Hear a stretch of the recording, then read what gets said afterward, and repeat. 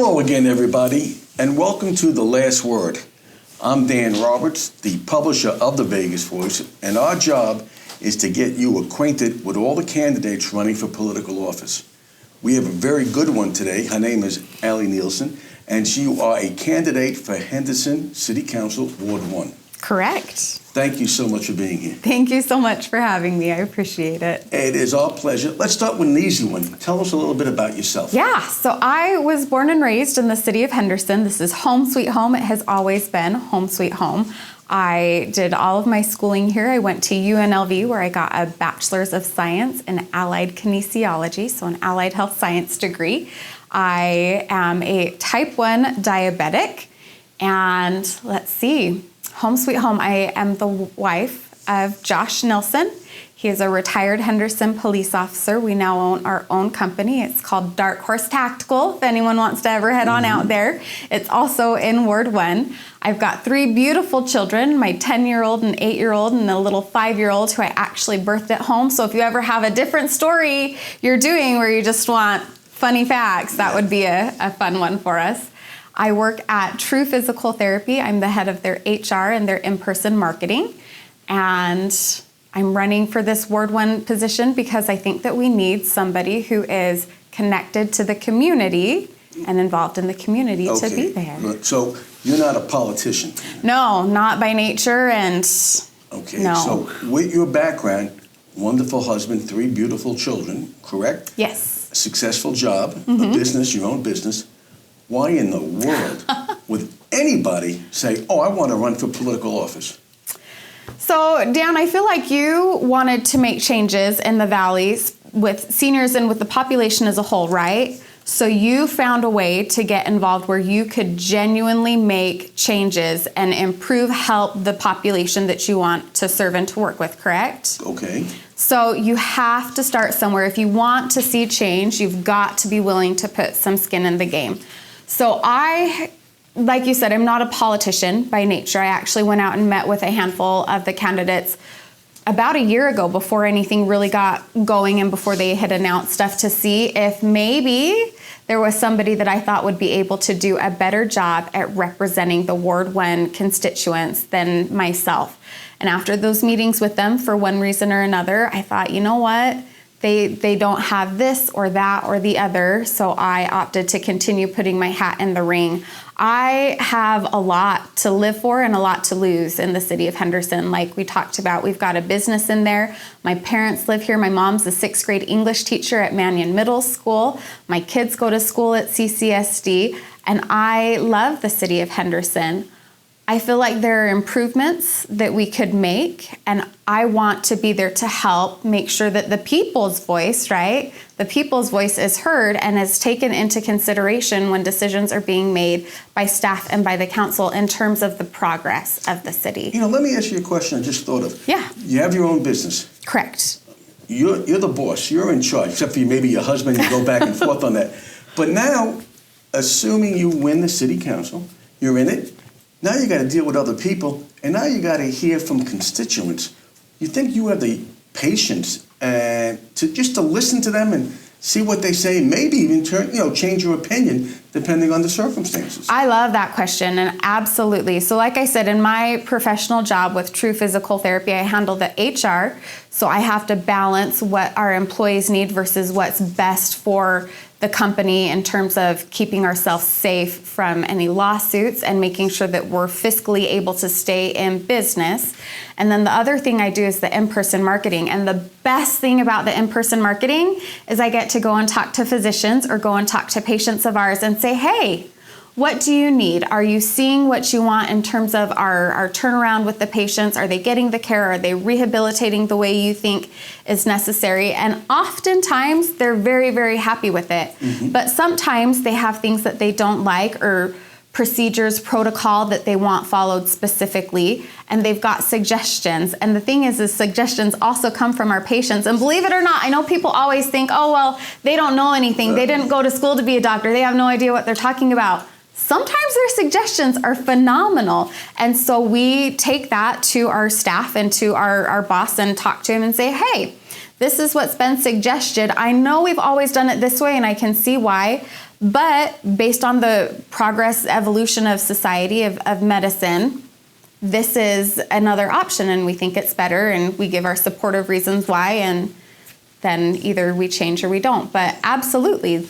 Okay, and I know that on your website you have like your 3 pillars. Yes. Talk a little bit about that. Yes. That's the meat of the whole thing. Go ahead. That is the meat of the whole thing. So my 3 pillars, and I'm very specific on calling them pillars, right? Mm-hmm. Because if any of these 3 areas of our community start to falter or fall, you're going to see fallout throughout the rest of the community as well.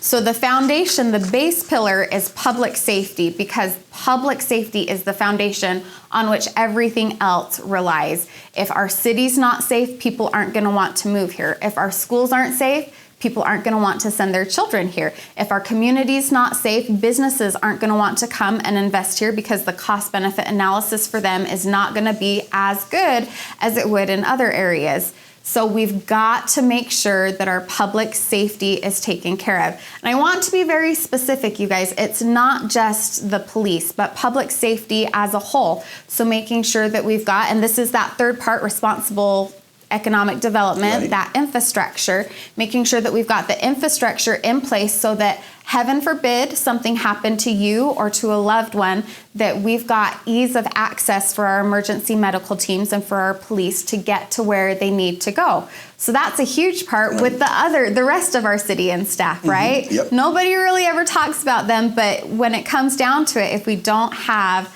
our public works and these other parks and rec, other areas, then our city would not be nearly as beautiful, as safe, and as pleasant to live in. So public safety is obviously the very first one. The second one is education. Back when I went to school here 20 years ago when I was in high school, our education system was on a downhill swing. It was still okay, but it was not what it used to be. And a lot of that comes from not necessarily the teachers and what they have the ability to teach or not teach. Our staff is phenomenal, but the central admin, our school district is so big that there is, in my opinion, there's no way that they can adequately handle and take care of the insanely diverse population that we've got without giving more to one or the other. So in an attempt to make everything equal and even, our CCSD central admin has put in policies that are not in the best interest of really anybody, because you've got people who aren't going to meet their standards, people who are way above and beyond. And so our education has to be reformed, improved, changed. I would love to see Henderson pull out and make its own. Mm-hmm. That the community school initiative did not get enough signatures, correct, to go through. But there are other options that we can pursue, other avenues we can take. But the education has to get better, because if it doesn't, I'm sure you've seen, we've had Haas, we've had Google, we've had several phenomenal companies, right, come to the city of Henderson. From the employer standpoint, if they have to start going out of state to recruit employees to come into work for them, it's going to cost them more money. The lifespan of those employees is significantly shorter. Sure. So the turnaround, the constant training is a problem for them.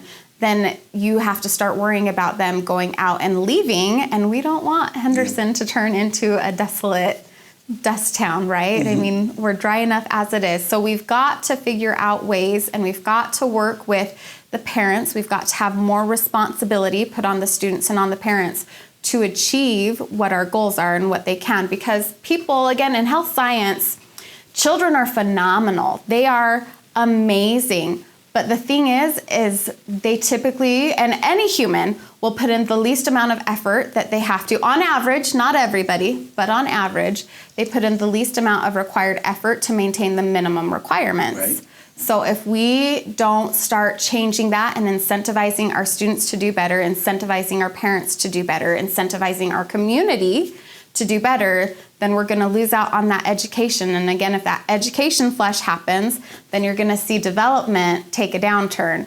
And so that third pillar, again, that responsible economic development, that's another avenue for us, right? We don't want to raise taxes. It's hard enough. Cost of living has just skyrocketed, and it's difficult enough for people to keep on what they need and to have their quality of life be what it needs.